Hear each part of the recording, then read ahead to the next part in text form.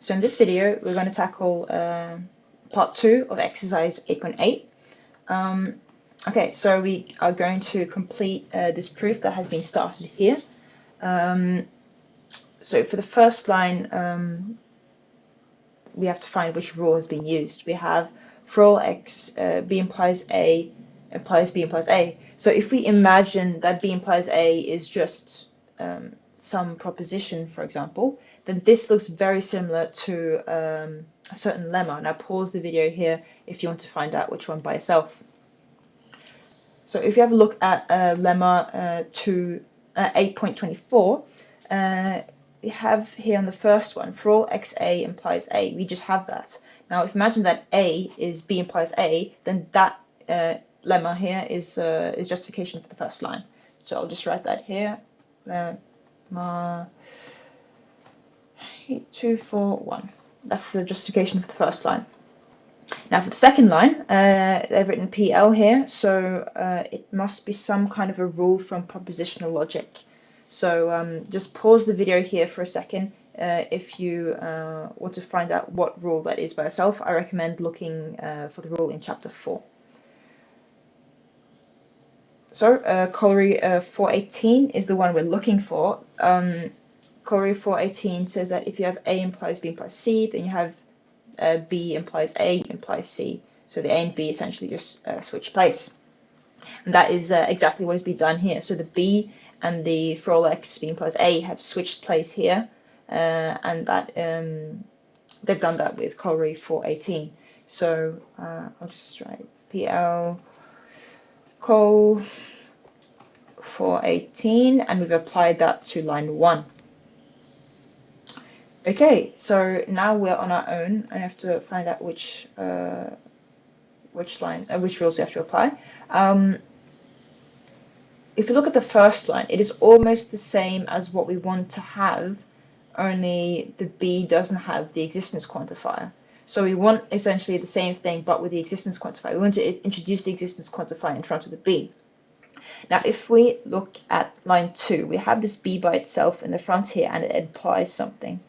Pause the video here and think about what rule could you apply to introduce this existence x in front of the B in this line here.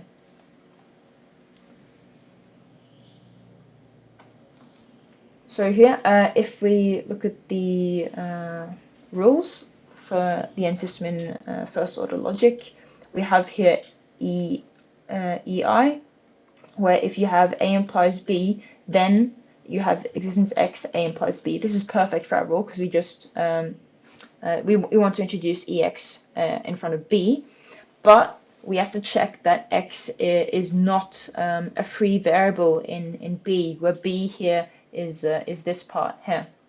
So is x a free variable here? In the first part, x cannot be a free variable here because it's in the scope of this quantifier. But is x a free variable in A?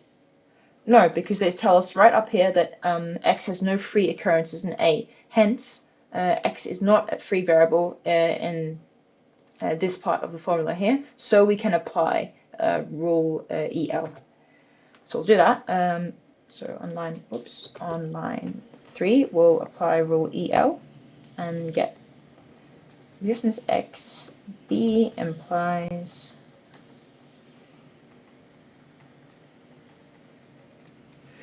that was with EI on that was on line 2, and we have justified why we're allowed to use this rule. I just haven't written it down. So now all we need to do, so we have everything we need. We just need to jumble, like arrange these differently. So we want to have this B implies A in the front here, and we want to move this existence x B implies A. Well, we want to move it to the back here, so it implies A. We have actually used a rule that could help us do this. Pause the video here if you want to think about that by yourself. Okay, so if we look at